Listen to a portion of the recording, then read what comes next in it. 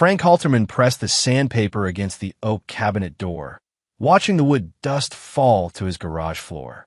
The steady rhythm of his work matched the beating in his chest, both growing faster as he thought about the woman inside his house. 7 years of marriage, and Callie had become a stranger. "Daddy, can I help?" Lena's voice cut through his thoughts. His 7-year-old daughter stood in the doorway, her brown hair catching the afternoon light. "Course you can, sweetheart." Frank set down his tools and lifted her onto his workbench. "What do you think of this finish?" Lena ran her small fingers across the smooth wood. "It's pretty, like the trees by the river." "That's right. Oak grows strong because it puts down deep roots."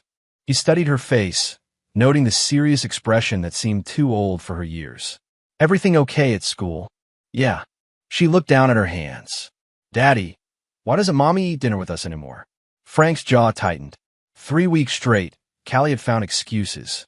Working late at the wellness boutique. Visiting her mother. Book club that ran past bedtime. "Mommy's busy right now." The words tasted bitter. "But you and me, we're doing fine, aren't we?" Lena nodded, but her eyes held doubt. The back door slammed. Frank heard Callie's voice, sharp and impatient. "Lena, where are you?" "In here," Frank called out. Callie appeared in the garage doorway, her blonde hair perfect despite the October wind. She wore the red dress Frank had bought her for their anniversary, the one she claimed was too fancy for Ben's restaurants. "We need to go. Mom's expecting us for dinner." Callie's green eyes swept over Frank without warmth. "You weren't invited." Frank lifted Lena down from the workbench. "Since when do I need an invitation to have dinner with my family?" "Since you started tracking mud through Mom's house." Callie took Lena's hand. "She just had the carpets cleaned. I can take my boots off." "Don't make this difficult, Frank." Callie's voice carried the edge it always held when she wanted to end a conversation. "Lena, get your jacket." As his daughter ran inside, Frank stepped closer to his wife. "What's going on, Cal? You've been different for months." "Different how?" But she wouldn't meet his eyes. "Cold. Distant. Like you're planning something." Callie laughed, but the sound held no humor. "You think everything's about you. Maybe I'm just tired of living in a house that smells like sawdust. This house puts food on our table." "Barely." The word came out sharp. "Do you know what Jennifer's husband bought her last month?" "A BMW. Brand new." Frank had known Jennifer's husband since high school. The man sold insurance and spent his evenings at the casino. "And do you know how much debt they're carrying? At least she has something to show for her marriage." The words hit Frank like a punch. He studied his wife's face, searching for the woman he'd fallen in love with. She'd been different than kind, interested in his work, proud of the homes he'd built with his own hands. "What happened to you?" The question came out quieter than he'd intended. For a moment, something flickered in Callie's expression. Then a mask slipped back into place. "I grew up." Lena returned with her jacket, and Frank watched them leave. Through the kitchen window, he saw Callie's car disappear down the street. The house felt empty without Lena's laughter. He returned to his workbench, but his hands shook as he picked up the sandpaper. Something was wrong.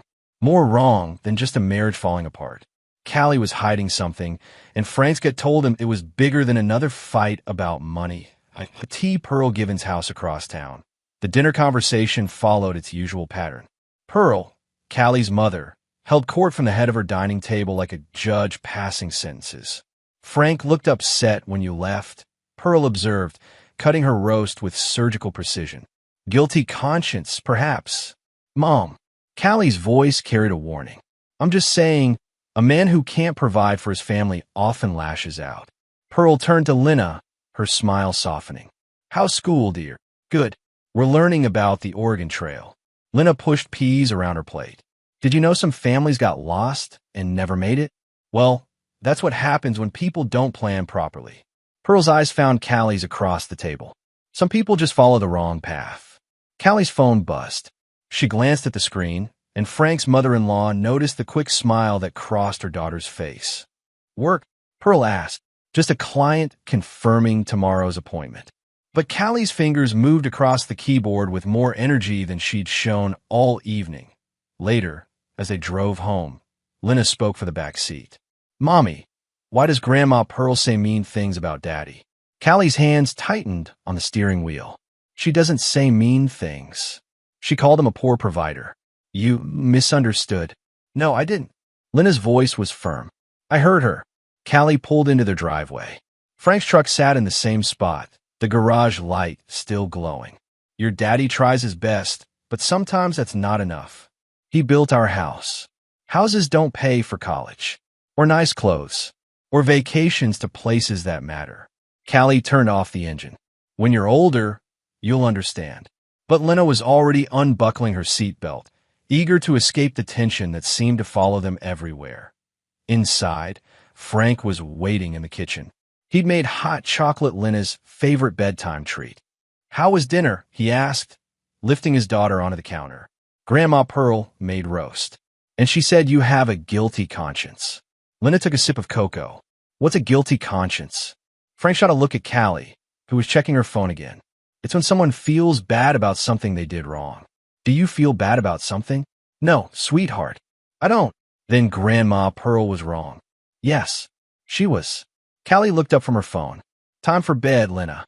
As Frank tucked his daughter in, she whispered, Daddy, I saw Mommy kissing someone on the computer.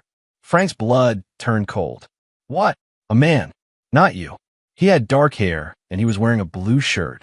Lena's eyes were wide. Should I tell Grandma Pearl? Frank's mind raced. When did you see this? Yesterday. Well, I want to get my book from Mommy's office.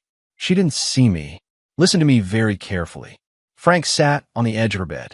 Don't tell Grandma Pearl. Don't tell anyone. This is between you and me, okay? Lena nodded solemnly. And if you see anything like that again, you come tell me right away. Okay, Daddy. Frank kissed her forehead and turned off the light. In the hallway, he stood listening to the sounds of his house. Callie's voice drifted from their bedroom low, intimate, the way she used to talk to him, that he moved closer to the door. I miss you too, she was saying. Soon, I promise. Frank pressed his back against the wall, his heart pounding. 7 years of marriage, and now he was spying on his own wife in their own home. No, he doesn't suspect anything. He's too simple to put the pieces together. Callie's laugh was soft, different from the brittle sound she made around him. Trust me, Harlan. By Christmas, we'll be free. Harlan. Frank didn't recognize the name. I know it's hard, but we have to be patient. The lawyer says if I play this right, I'll get half of everything plus alimony. In full custody. Frank's hands clenched into fists. She was planning to leave him and take Lena. The sleepover at Mom's house will be perfect. Friday night, remember? I'll tell Frank it's a girls' night. Then we can have the whole weekend. Frank heard footsteps and quickly moved away from the door. He made it to the kitchen before Callie appeared, her phone tucked away. Good night, she said, not bothering to look at him. Cal, wait. Frank turned to face her. We need to talk. I'm tired. About us. About what's happening here. For a moment, her composure cracked. Nothing's happening. Lena says you're working late more often. Your mother thinks I'm not good enough for you. And you won't even look at me anymore. Frank stepped closer. If there's someone else, just tell me. Callie's face went pale, then flushed red. You're paranoid. Am I? Yes. And it's not attractive. She turned toward the hallway. I'm going to bed. Don't wake me when you come in. Frank stood alone in his kitchen, surrounded by the life he'd built with his own hands. The oak cabinets gleamed under the lights. The tile he'd laid himself stretched across the floor. Every board, every nail, every careful detail, all of it meant nothing if Callie was planning to destroy their family. He thought about Harlan, whoever he was. He thought about the custody battle Callie was already planning in her head. Most of all, he thought about Lena's confused questions and the way she'd flinched when her grandmother spoke about her father. Frank had spent his adult life building things. Now, it seemed his wife was determined to tear everything down, but Frank Halterman wasn't the simple man Callie thought he was. And if she wanted a war, she'd picked the wrong carpenter to fight. Friday arrived with the first real cold snap of the season. Frank spent the morning at a job site, installing custom shelving in a new home on the west side of town. His hands moved automatically, measuring, cutting, securing, while his mind churned over what he'd overheard. When he returned home for lunch, Callie was in the kitchen packing Lena's overnight bag. Remember, sweetheart, you're staying at Grandma Pearl's tonight. Callie folded Lena's pink pajamas with unusual care. It'll be fun. Girls' night. Lena sat at the kitchen table, picking at her sandwich. Can Daddy come too? No, baby. This is just for us girls. Callie glanced at Frank. Right, Frank? You don't mind having a quiet evening alone? Frank studied his wife's face. Her cheeks held more color than usual, and she kept checking her phone. Whatever you want, Cal. It's what Mom wants. She's been planning this for weeks. Frank had never heard Pearl mention any girls' night, but he didn't argue. Instead, he knelt beside Lena's chair. You okay with staying at Grandma's house? Lena shrugged. I guess. But she makes me drink that yucky tea. What tea? Frank looked at Callie. Mom's herbal blend. For relaxation. Callie zipped the overnight bag. It helps Lena sleep better. Frank had never noticed Lena having trouble sleeping. But before he could ask more questions, Callie was ushering their daughter toward the door. We need to leave. Mom's expecting us by 3. Frank walked them to the car. As Callie buckled Lena into her booster seat, she seemed nervous. Her hands shook slightly, and she kept looking at her phone. Daddy, I don't want to go. Lena's voice was small. Frank leaned through the car window and kissed her forehead. It's just one night, sweetheart. I'll pick you up tomorrow morning. Okay. Promise. Promise. As they drove away, Frank noticed Callie immediately reach for her phone. Even from the driveway, he could see her typing quickly. That evening, Frank tried to focus on a basketball game, but his mind kept drifting. At 8 o'clock, he called Pearl's house. Halterman residence. Pearl's voice was crisp. Hi, Pearl. Just checking on Lena. She's fine. Getting ready for bed. Can I talk to her? A pause. She's already had her tea. Best not to get her excited before sleep. It'll just take a minute. Frank, she's fine. Stop hovering. The line went dead. Frank stared at his phone. In 7 years of marriage, Pearl had never hung up on him. Worry now, he called Callie. What is it? Her voice was breathless, like she'd been running. Just wanted to make sure Lena's settled and okay. She's fine. Mom's taking good care of her. Background noise suggested Callie wasn't at Pearl's house. I'm just running errands. What kind of errands? Frank, I don't need to report my every move to you. Where are you? The line went quiet for so long Frank thought she'd hung up. Then, I'm at the store, getting supplies for tomorrow. Which store? Does it matter? You're being paranoid again. Frank heard a man's voice in the background, too distant to make out words, but definitely male. Who was that? The cashier. Look, I have to go. Don't call again tonight unless it's an emergency. She hung up before Frank could respond. At T. Pearl's house, Lena sat at the kitchen table in her pajamas. The cup of tea in front of her smelled funny, not like the chamomile her daddy sometimes made when she couldn't sleep. Drink up, dear. Pearl stood over her, watching. It'll help you have sweet dreams. It tastes bitter. I added extra honey. Just for you. Lena took another sip and made a face. Can I have water instead? Finish the tea first. Your mother specifically asked me to make sure you drink it all. Something in Pearl's tone made Lena uneasy. Where is Mommy? She had some things to take care of. Adult things. What kind of adult things? Pearl's smile looked forced. Never you mind. Just drink your tea. Lena took another small sip. The room seemed to sway slightly, and she blinked hard.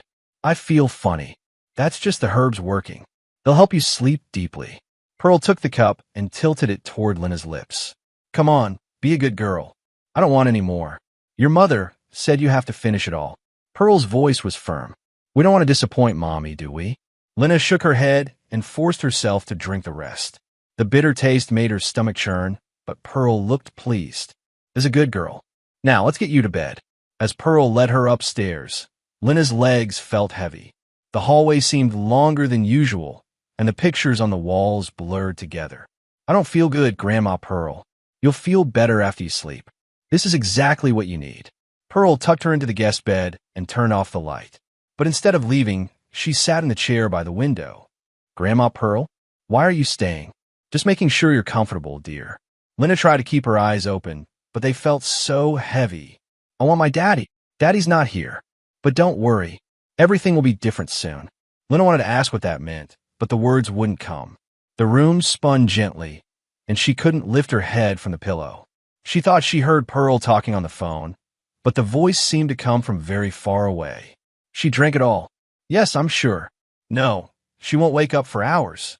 Meanwhile, across town, Callie pulled into the parking lot of the Mountain View Motel. Room 237.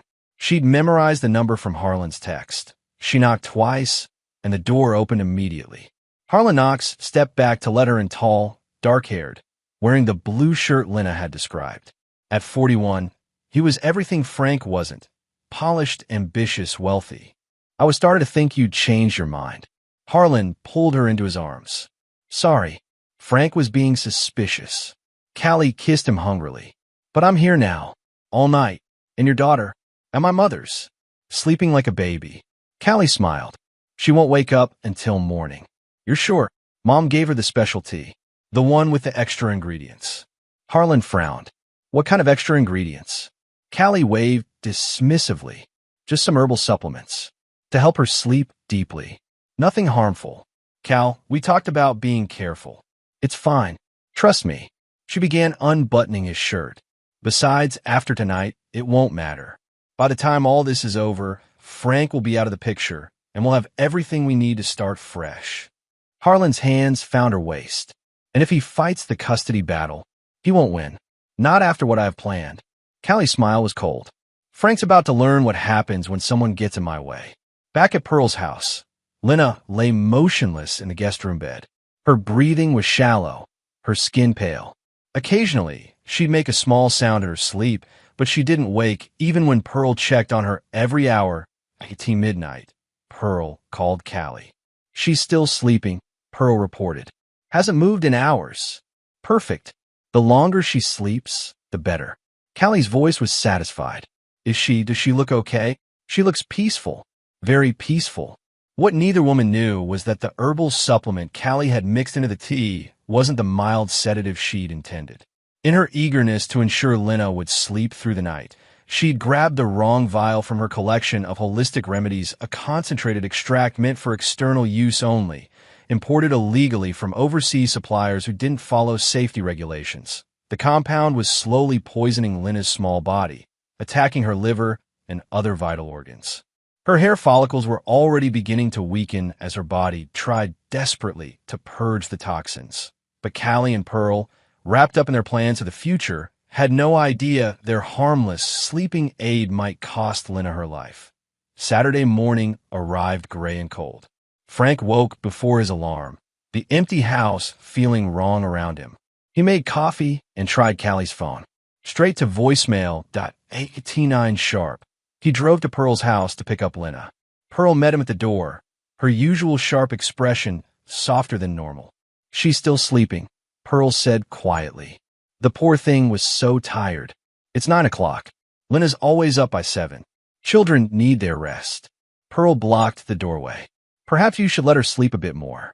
Frank studied his mother-in-law's face. Something was off. I want to see her. She's fine, Frank. Really? Then you won't mind if I check on her myself. Pearl hesitated, then stepped aside. Frank climbed the stairs to the guest room. Lena lay motionless under the covers, her breathing shallow. When he touched her forehead, her skin felt clammy. Lena? Sweetheart, time to wake up. She stirred slightly, but didn't open her eyes. Frank shook her gently. Daddy. Her voice was barely a whisper. Right here, baby. How do you feel? Tired. And my stomach hurts. Frank noticed the empty teacup on the nightstand. It smelled bitter, medicinal. What did you drink last night? Grandma Pearl's tea. It tasted yucky. Frank lifted Lena from the bed. She felt lighter than usual, and her skin had a pale, waxy look. We're going home. Is she all right? Pearl appeared in the doorway. What was in that tea? Just herbs. For relaxation. What kind of herbs? Pearl's eyes darted away. I don't remember exactly. A blend I bought online. Frank carried Lena downstairs and out to his truck, ignoring Pearl's protests. At home, he helped his daughter in her own bed and made her some toast. She managed a few bites before falling asleep again. Why Sunday morning, Frank was worried enough to call the pediatrician's office. The nurse suggested bringing Lena in if she didn't improve by Monday. Monday morning, Lena woke up crying. Daddy, something's wrong with my hair. Frank rushed her room. Strands of brown hair covered her pillow, and when she ran her fingers through it, more came out in clumps. "It's falling out," she sobbed. "Why is it falling out?" Frank's blood turned to ice. He scooped her up, grabbed her shoes, and headed for the truck. "We're going to the hospital. Right now." At Ben Medical Center, Dr. Minette Corbin examined Lena with growing concern. The 7-year-old had lost nearly a third of her hair, and her blood pressure was dangerously low. "I need to run some tests," Dr. Corbin told Frank privately. Hair loss like this in children usually indicates poisoning or severe illness. Poisoning? Has she been exposed to any chemicals? Cleaning products? Medications? Frank thought about the bitter tea. She drank some herbal tea at her grandmother's house Friday night. She said it tasted bad. "Do you know what kind of herbs?" "No, but I can find out." Dr. Corbin nodded grimly. "We need to run a full toxicology panel. This kind of hair loss, it's her body's way of trying to purge something harmful." The test took 6 hours. Frank sat beside Lena's hospital bed, watching his little girl sleep fitfully. Her beautiful brown hair, the same color as his own, lay in patches across the white pillow. When Dr. Corbin returned, her expression was grave. "Your daughter's been poisoned," she said without preamble. "Her blood shows severe toxicity from a synthetic compound designed to impair liver function.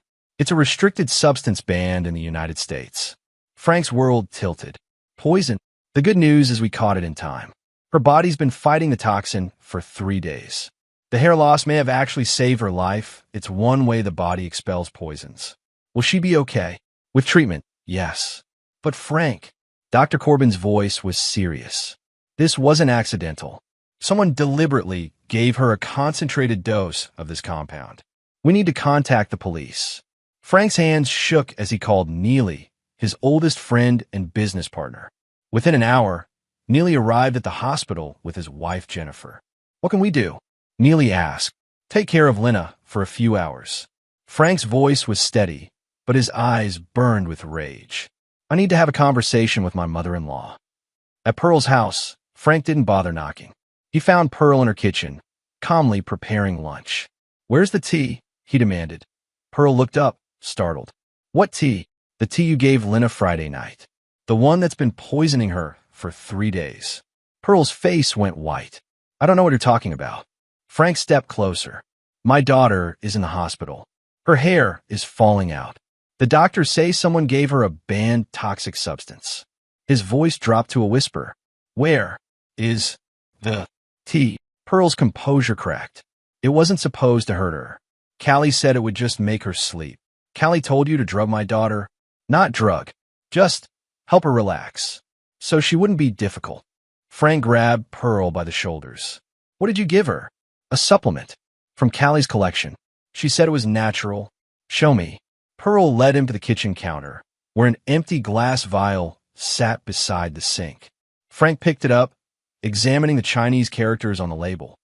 "You poisoned my daughter with something you can't even read. Callie said it was safe. Where is she?" "I don't know. She hasn't been home since Friday night." Frank pocketed the vial. "If Lena dies, I'm coming back for you. And I won't be this calm." He left Pearl sobbing in her kitchen and drove back to the hospital. In the parking lot, he called Detective Maisie Tuck, a woman he'd met through his volunteer work with the youth center. "Maisie, it's Frank Halterman. I need help." "What's wrong?" "Someone poisoned my daughter. I think it was my wife." There was a long pause. "Frank, that's a serious accusation. My 7-year-old is in the hospital losing her hair because someone gave her a restricted toxin. I have the vial it came from, and I have witnesses. I'll be right there." Detective Tuck arrived within 30 minutes. She was a small woman with sharp eyes and the no-nonsense attitude of someone who'd seen too much cruelty in her 15-year career. Frank told her everything: Callie's strange behavior, the overheard phone conversation, the sleepover at Pearl's house, and Lena's mysterious illness. "You're saying your wife orchestrated this?" "I'm saying my daughter was poisoned, and the only people who had access to her were my wife and her mother." Detective Tuck examined the vial. "We'll need to have this analyzed. And I'll need to interview your daughter when she's feeling better." "Are you going to arrest them?" "I need evidence first." "But Frank," she looked him in the eye, "if what you're telling me is true, your wife tried to kill your child. That's attempted murder." Frank nodded. For the first time since this nightmare began, he felt a spark of hope. Someone believed him. But as he returned to Lena's hospital room, Frank realized the fight was just beginning. Callie had made the biggest mistake of her life when she decided to hurt his daughter, and now she was going to pay for it. Lena spent 3 days in the hospital while her body fought off the toxins. Frank never left her side, sleeping in the uncomfortable chair beside her bed and helping her eat small portions of food when she could manage it. Her hair continued to fall out in patches, but Dr. Corbin assured him this was part of the healing process. Callie finally appeared on Wednesday afternoon, sweeping into the hospital room with tears streaming down her face. "Oh my God, what happened?" She rushed to Lena's bedside, but Frank blocked her path. "Where have you been for 3 days?" "I was at a retreat in Portland for work." Callie's eyes were red, but Frank noticed she wouldn't look directly at Lena. "My phone was turned off. I came as soon as I got your messages." "What kind of retreat?" "Wellness training for the boutique." Callie finally looked at their daughter, and her face crumpled. "Baby, what happened to your beautiful hair?" Lena turned toward her mother's voice, but her expression was wary. "I got sick, Mommy." "From the tea." Frank watched Callie's face carefully. "The tea your grandmother gave her. The one you specifically requested." "I don't know what you're talking about. Pearl told me you provided the supplement." Callie's tears stopped abruptly. "Mom's confused. She's been having memory problems. Her memory seemed fine when she told me you said it would make Lena sleep better." "Frank, you're scaring me. What are you implying?" Before Frank could answer, Detective Tuck appeared in the doorway. "Mrs. Halterman? I'm Detective Tuck. I'd like to ask you a few questions." Callie's face went pale. "Questions about what?" "Your daughter's poisoning." "Poisoning?" Callie looked genuinely shocked. "What do you mean poisoning?" Detective Tuck pulled out a notepad. "Where were you Friday night through Monday morning?" "I told you. At a wellness retreat in Portland." "I'll need the name of the hotel and contact information for the retreat organizers." Callie hesitated. I don't have that information with me." "You don't remember where you stayed for 3 days?" "Of course I remember. I just don't have the details memorized." Frank spoke up. "You called me Friday night. You said you were running errands." "I was. Before I left for Portland." "And the man's voice I heard in the background." Callie's eyes darted between Frank and Detective Tuck. "What man's voice?" "The one talking to you while you claimed to be his store." "You're imagining things." Detective Tuck stepped forward. "Mrs. Halterman, your daughter was given a restricted toxin that nearly killed her. Someone with access to her provided that substance. Right now, the evidence points to your mother and you." "That's ridiculous." But Callie's voice shook. "I would never hurt Lena. Then help us figure out who did." Callie looked at her daughter, then at Frank. "I need to call my lawyer." "That's your right," Detective Tuck said, "but understand that your daughter could have died. Someone's going to answer for that." After Callie left with promises to provide her alibi information, Frank stayed with Lena. That evening, when she was finally sleeping peacefully, he decided to do some investigating of his OWT home. Frank searched through Callie's home office. In her desk drawer, he found receipts from herbal suppliers, including several international companies that didn't look legitimate. One receipt was for a traditional wellness extract that cost $200 for a tiny vial.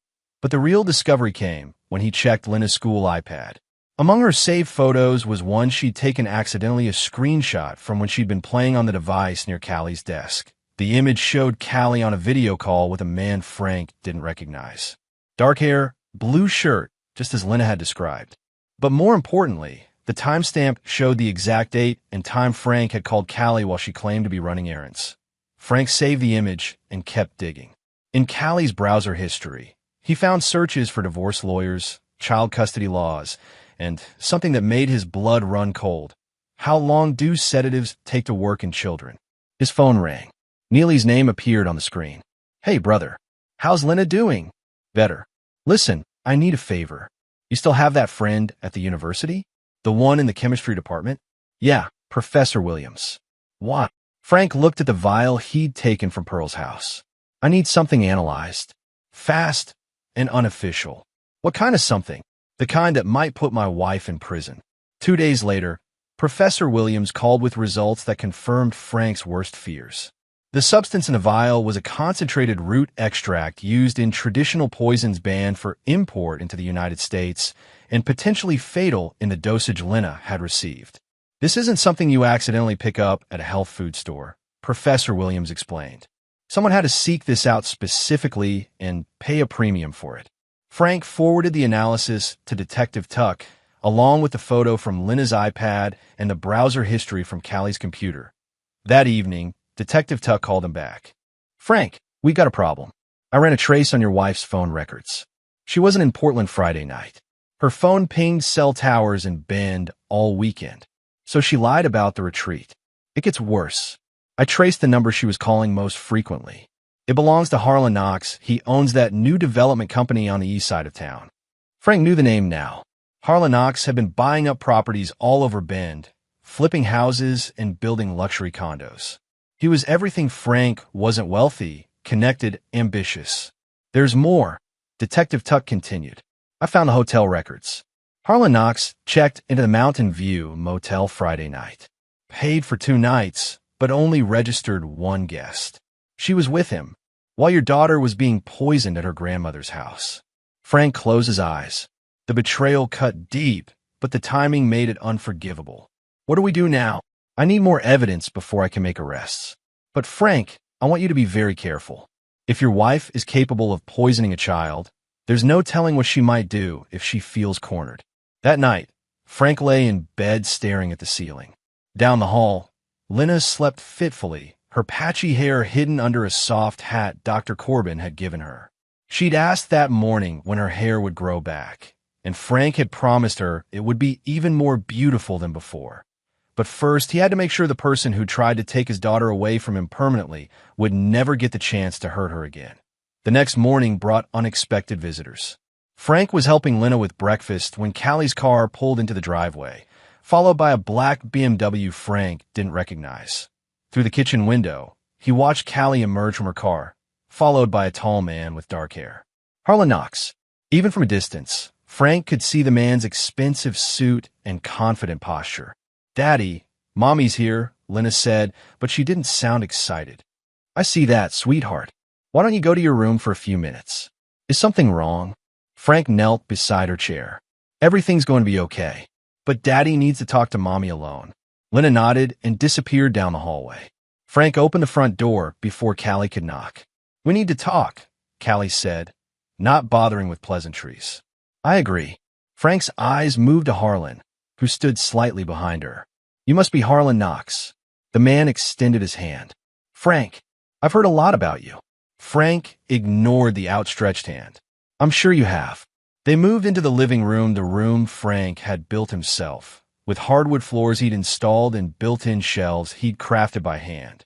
Callie perched on the edge of the couch, while Harlan remained standing.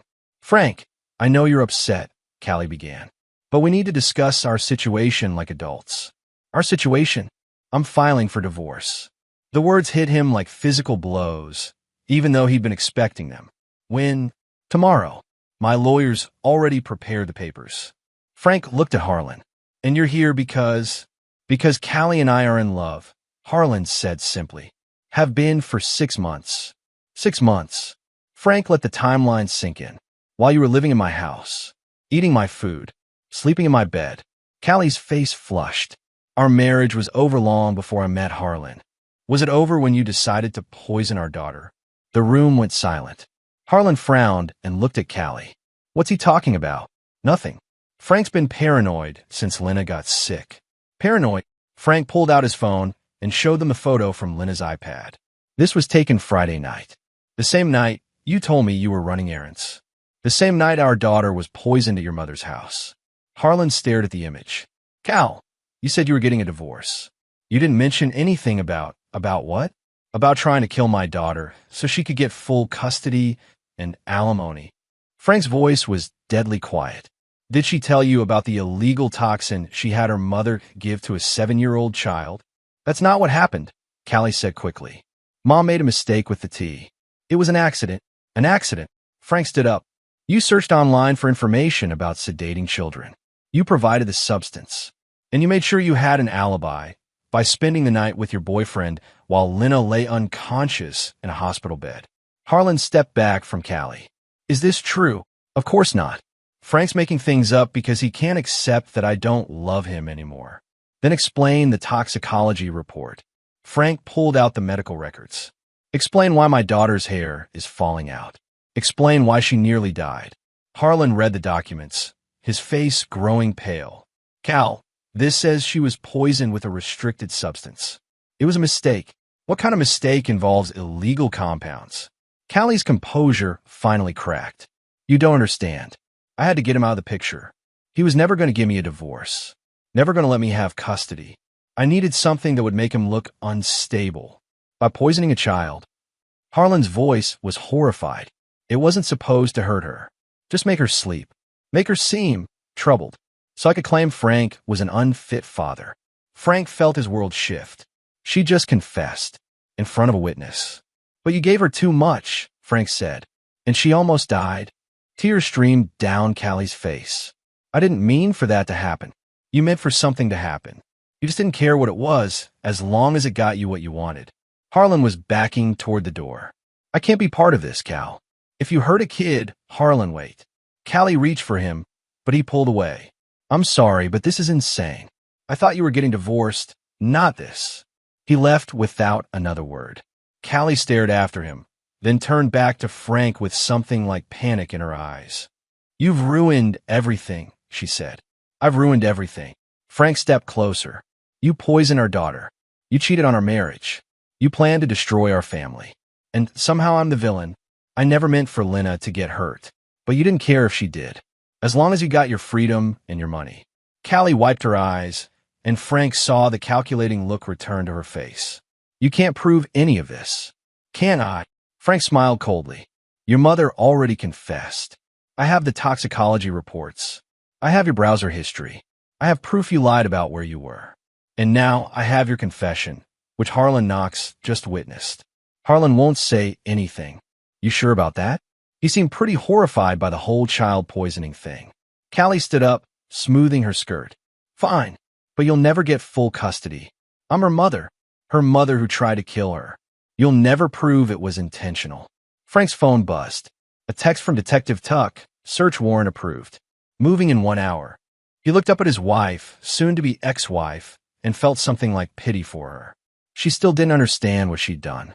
Still thought she could manipulate her way out of this. Callie, let me ask you something. Do you know what happens to people who hurt children in prison? Her face went white.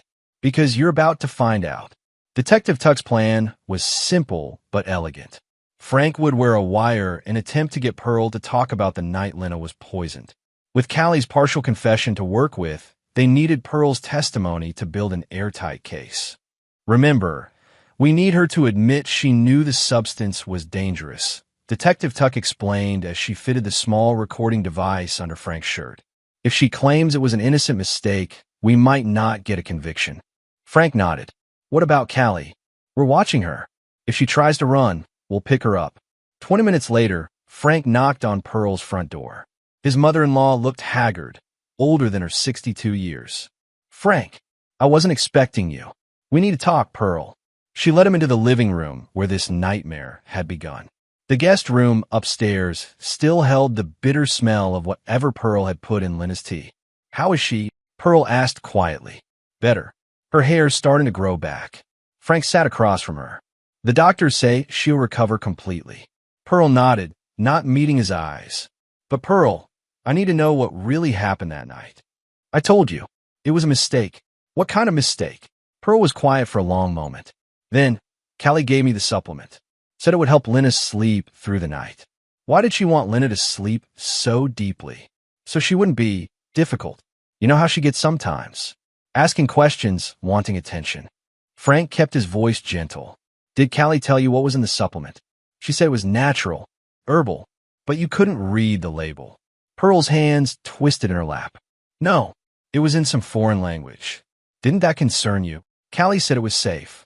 That she'd used it before. Used it on who? Pearl looked up sharply. I don't know. I didn't ask. Frank leaned forward. Pearl, the doctors say that supplement was a restricted toxin, banned in the United States. It could have killed Lena. That can't be right. It is right. Someone imported it illegally, probably from overseas suppliers who don't follow safety regulations. Pearl's face went pale. Callie wouldn't. She wouldn't give me anything that could hurt Lena. Wouldn't she? She's her mother. Her mother who's been planning to leave me for 6 months. Her mother who needed a reason to get full custody and alimony. Pearl stood up abruptly. I don't want to hear this. You need to hear this. Because you helped her, Pearl. You gave a 7-year-old child a poison that almost killed her. It wasn't supposed to hurt her. The words burst out of Pearl like a dam breaking. Callie said it would just make her sleep. Make her seem troubled. So she could show the court that Lena wasn't safe with you. Frank's blood turned to ice. She planned this. Not this. Not the poisoning. Just to make Lena sleep deeply so she could prove you were an unfit father. How was making Lena sleep going to prove I was unfit? Pearl looked trapped. If Lena seemed to have problems sleeping, if she seemed anxious, troubled, Callie could claim it was because of something you did, and you went along with this. I thought it would be better for everyone. Callie deserves more than what you can give her. So you decided to drug my daughter. Not drug. Just help her sleep. Frank stood up, with a substance that attacked her liver and nearly killed her. Pearl began to cry. I didn't know. I swear I didn't know it would hurt her. But you knew it wasn't just tea. Yes. You knew Callie wanted you to give Lena something to make her seem troubled. Yes. And you knew Callie was planning to use this against me in a custody battle. Pearl nodded miserably. Pearl, do you understand that makes you an accessory to attempted murder? She looked up at him with terror in her eyes. Murder? But we never meant. Intent doesn't matter when you give a child a restricted toxin. The law calls it attempted murder regardless of what you meant to happen. Pearl collapsed back into her chair. Oh God, what have we done? Frank felt no satisfaction in her breakdown. Just exhaustion and a deep sadness for how far his family had fallen. There's something else, Pearl. Something I need you to know. She looked up at him with red-rimmed eyes. While you were poisoning Lena, Callie was at a motel with her boyfriend. She spent the whole weekend with him while our daughter fought for her life in the hospital. Pearl's face crumbled. No, she wouldn't, she would. And she did. Your daughter used both of us, Pearl. She used you to hurt Lena, and she used the situation to spend time with another man. That can't be true. Frank pulled out his phone and showed her the hotel records Detective Tuck had obtained. Pearl stared at the evidence, her face aging years and seconds. She lied to me, Pearl whispered. She lied to all of us. But the difference is, I never helped her hurt a child.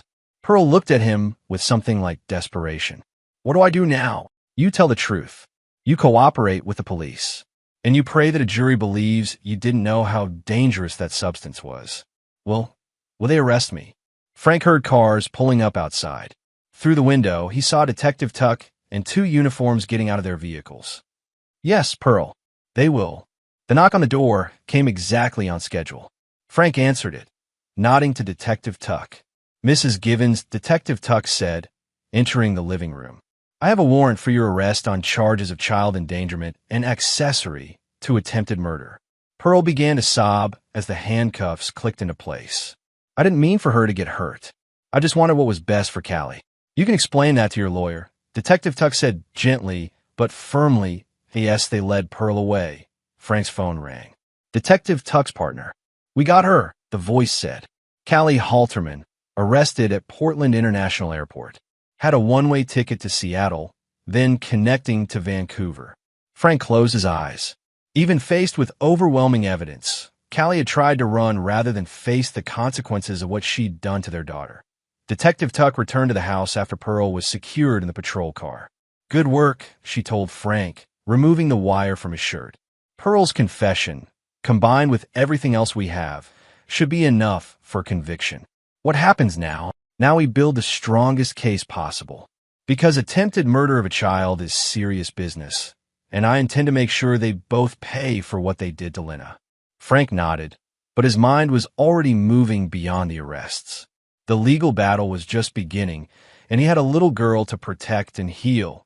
For the first time in weeks, though, Frank felt something like hope. The truth was finally coming to light, and the people who tried to destroy his family were going to face justice. The courthouse buzzed with activity as Frank arrived for Callie's arraignment. Word had spread quickly through Ben's tight-knit community. A mother accused of poisoning her own child made headlines that shocked even hardened court reporters. Wade Kimbrough, Frank's attorney, met him at the courthouse steps. At 51, Wade had built his reputation defending working-class families against corporate interests and corrupt officials. His methodical approach and fierce sense of justice made him exactly the kind of lawyer Frank needed. "How are you holding up?" Wade asked as they walked through the courthouse doors. "I keep thinking this is all a nightmare I'm going to wake up from." "I understand. But Frank, we're going to get through this. The evidence is overwhelming." They took seats in the gallery as Callie was brought in wearing an orange jumpsuit. She looked smaller somehow, diminished by the harsh fluorescent lights and institutional surroundings. When her eyes found Frank's across the courtroom, he saw no remorse, only anger. Judge Patricia Hendricks called the court to order. At 68, she presided over family court for 2 decades and had seen every kind of domestic tragedy. But as the charges were read aloud, even she seemed shaken. "Mrs. Halterman, you're charged with attempted murder in the first degree, child endangerment, conspiracy to commit fraud, and obstruction of justice." "How do you plead?" Callie's attorney, a nervous young man named Derek Stevens, stood beside his client. "Not guilty on all counts, Your Honor." Frank wasn't surprised.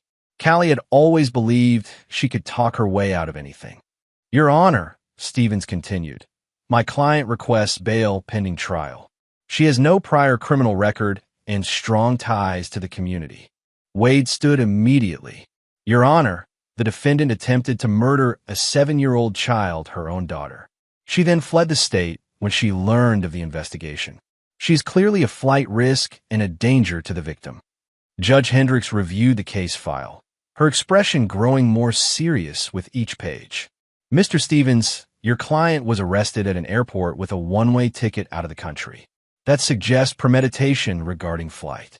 "Your Honor, my client was simply taking a business trip that had been planned for months. A business trip with no return date, paid for in cash, to a destination where she has no business interests." Wade interjected, "Your Honor, this wasn't a business trip. This was an attempt to flee prosecution for attempted murder." Judge Hendricks made her decision. Bail is denied. The defendant will remain in custody pending trial. Callie's composure finally cracked. "This is insane," she shouted. "I never try to kill anyone." "Mrs. Halterman," Judge Hendricks said sternly, "you'll have your opportunity to present your defense at trial. Until then, you'll remain in custody." As the bailiffs led Callie away, she turned back toward Frank. "You'll never prove it was intentional," she called out. "I'm her mother." Frank watched his wife, the woman he'd loved, the mother of his child, disappear through the door that led to the jail. Beside him, Wade made notes on a legal pad. "What are you thinking?" Frank asked. "I'm thinking she just gave us another piece of evidence. Claiming she never intended to kill Lena suggests she knew her actions were dangerous." The arraignment for Pearl Givens followed immediately. Frank's mother-in-law looked frail and defeated as she entered the courtroom. Her attorney, a public defender named Maria Santos, seemed competent but overwhelmed. "Mrs. Givens, you're charged with accessory to attempted murder, child endangerment, and conspiracy. How do you plead?" Pearl's voice was barely a whisper. "Not guilty, Your Honor." "Your Honor," Santos said, "my client is a retired school counselor with no criminal record. She was manipulated by her daughter into believing she was giving the child harmless herbal tea. We request bail." Wade stood again. "Your Honor, Mrs. Givens admitted to knowingly giving a restricted toxin to a 7-year-old child. She knew the substance wasn't simply tea, and she knew her daughter intended to use the child's condition against the father in a custody dispute. She is also a flight risk, given her close relationship with the primary defendant." Judge Hendricks considered both arguments. Bail is set at $500,000. Pearl's face went white. Frank knew she didn't have that kind of money. As they left the courthouse, Wade explained what would happen next. "The district attorney is taking this case very seriously. Attempted murder of a child gets everyone's attention. How long until trial?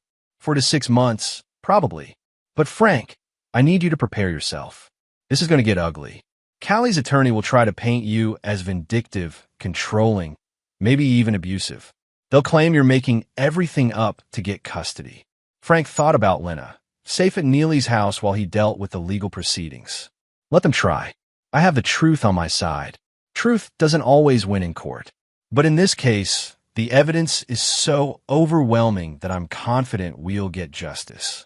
That evening, Frank sat in his empty house, surrounded by the life he'd built with his own hands. On the kitchen table lay a letter from Dr. Corbin with Lena's latest test results. Her liver function was returning to normal, and her hair was growing back stronger than before. His phone rang. Detective Tuck's name appeared on the screen. Frank, I wanted to give you an update. We executed search warrants on both Callie's business and Pearl's house. Find anything? More than we expected. Callie had a whole collection of illegal substances in her office safe. Compounds from overseas suppliers, things that aren't approved for human consumption in the United States. Frank's blood ran cold. How many compounds? 17 different substances. Some are mild sedatives, but others. Detective Tuck paused. Others could kill an adult, let alone a child. She was planning this for a while. It looks that way. We also found email correspondence with 3 different divorce attorneys, dating back 8 months. She was shopping for someone who would help her get maximum custody and alimony. What about Harlan Knox? We interviewed him yesterday. He's cooperating fully. Claims he had no idea about the poisoning and ended the relationship immediately when he learned about it. Will he testify if we need him? But honestly, Frank, we have so much evidence that we might not need his testimony. After Detective Tuck hung up, Frank walked through his house, thinking about the woman who'd shared his life for 7 years. How had he been so blind to what she really was? How had he missed the signs that she was capable of hurting their daughter? But as he passed Lena's room, with its carefully crafted built-in desk and the bookshelf he'd made when she learned to read, Frank realized something important. He hadn't been blind. He'd been trusting. He believed in the best of people, even when they didn't deserve it. Callie had taken advantage of that trust, and she'd used it to hurt the most innocent person in their family. But Frank wasn't the naive man she thought he was anymore. Tomorrow, he would begin building the case that would put her away forever. And this time, he was building something that couldn't be torn down. 6 months later, the Deschutes County Courthouse was packed for the trial of Callie Givens-Halterman and Pearl Givens. Media attention had been intense. The case of a mother allegedly poisoning her own child had captured national headlines. Frank sat in the front row with Lena beside him. At nearly 8 years old now, she looked healthy and strong. Her hair had grown back thicker than before, and Dr. Corbin said there would be no lasting physical effects from the poisoning. The emotional effects were harder to measure, but weekly therapy sessions were helping. Are you sure you want to be here for this? Wade asked Lena gently. I want to tell everyone what happened, Lena said with the matter-of-fact certainty of childhood. Mommy did something wrong, and people should know. District Attorney Rebecca Chun called the court to order. She was a formidable woman in her 40s, known for her meticulous preparation and fierce advocacy for victims. Ladies and gentlemen of the jury, D.A. Chun began. This case is about betrayal of the most fundamental kind. A mother's betrayal of her own child, a grandmother's betrayal of her grandchild, and a conspiracy to commit murder disguised as an act of love. She outlined the prosecution's case methodically. The illegal substances found in Callie's possession. The browser history showing searches for information about sedating children. The hotel records proving Callie's affair and false alibi. Pearl's recorded confession. The medical evidence showing Lena had been deliberately poisoned. The defendants want you to believe this was a tragic accident. D.A. Chun continued. That a loving mother and grandmother made an innocent mistake. But the evidence will show this was a calculated attempt to poison a 7-year-old child for financial gain. Derek Stevens, Callie's attorney, presented a different narrative. Ladies and gentlemen, my client is guilty of many things. Adultery, poor judgment, selfishness. But she is not guilty of attempting to murder her own daughter. Stevens argued that Callie had genuinely believed the substance was a mild sedative, that she'd been misled by unscrupulous overseas suppliers who misrepresented their products. that her mother's confession was the result of police intimidation and Frank's manipulation. This is a case about a marriage falling apart and a vindictive husband looking for revenge, Stevens concluded. Don't let Frank Halterman's desire for custody turn a tragic accident into a murder charge. The prosecution's case was methodical and devastating. Dr. Corbin testified about Lena's condition when she arrived at the hospital, describing how close the child had come to death. In 30 years of pediatric practice, I've never seen such a severe reaction to a supposed herbal remedy, Dr. Corbin said. This was not a mild sedative. This was a concentrated toxin designed to cause organ failure. Professor Williams from a university explained the chemical composition of the substance found in Pearl's kitchen. This compound is banned in the United States precisely because it's so dangerous. There's no legitimate medical use for this substance, and no reputable supplier would sell it for human consumption. Detective Tuck walked the jury through the evidence piece by piece. The phone records showing Callie's lies about her whereabouts. The financial records showing payments to overseas suppliers. The emails discussing plans to get full custody and alimony. Every piece of evidence points to premeditation. Detective Tuck testified.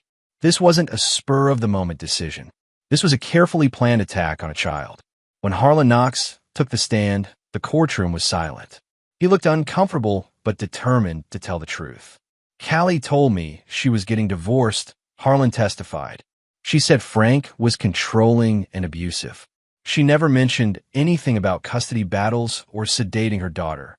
Did Mrs. Halterman ever discuss her plans for obtaining custody? DHN asked. She said she wanted full custody because Frank couldn't provide the kind of life Lena deserved. But she never mentioned this.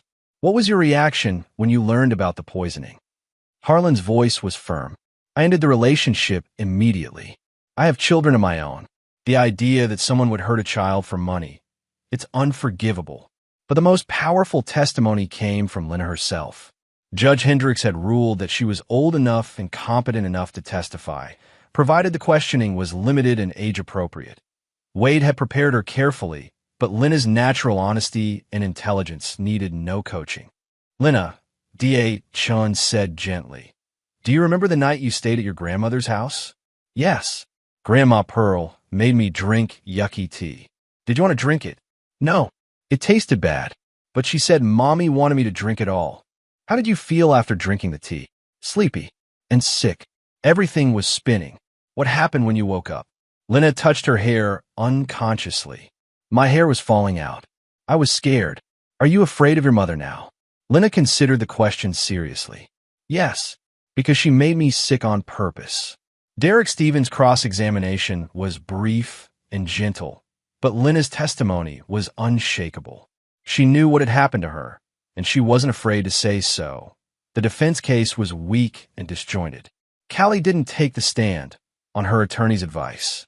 Pearl did testify, claiming she'd been manipulated and misled.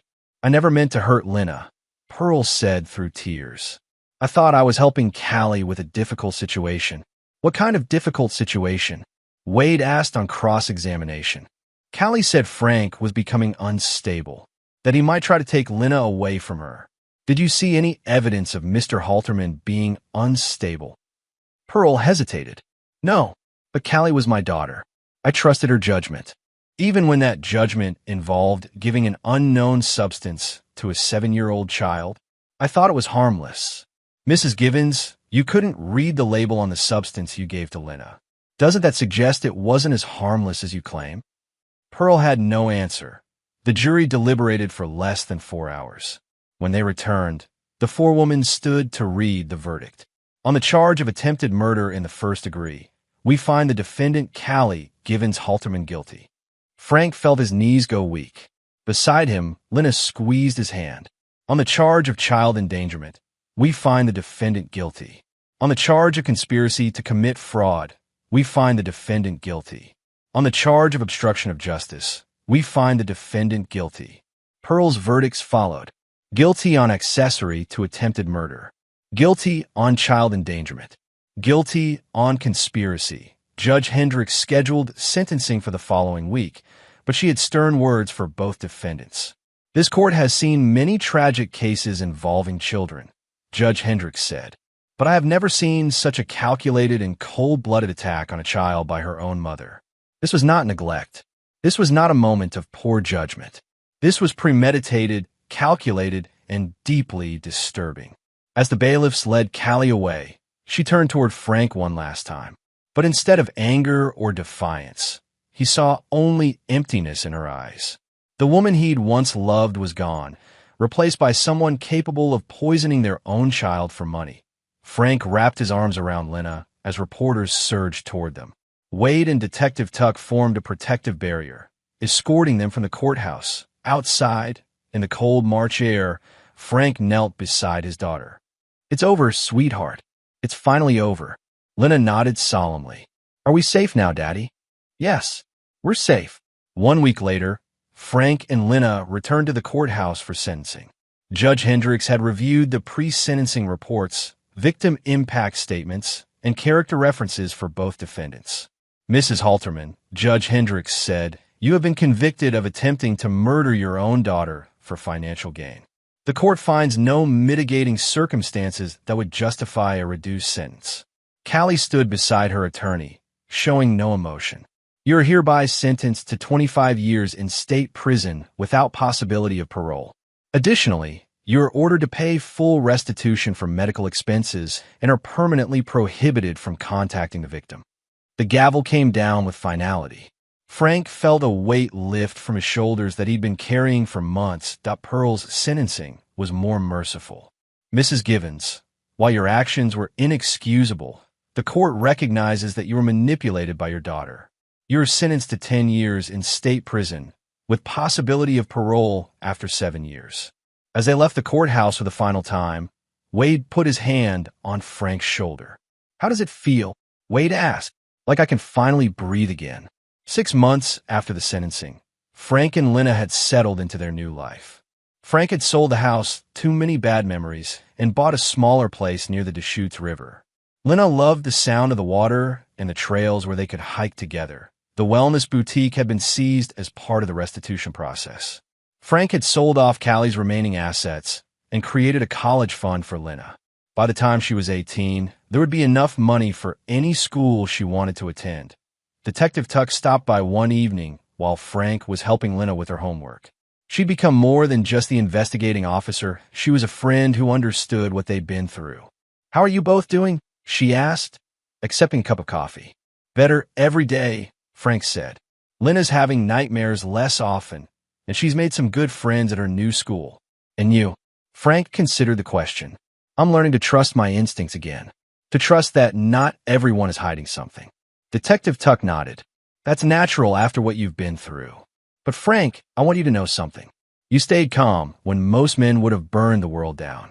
You focused on protecting your daughter and finding the truth. That took real strength." Frank looked out at the river, thinking about the journey that had brought them here. "I did burn it down," he said quietly.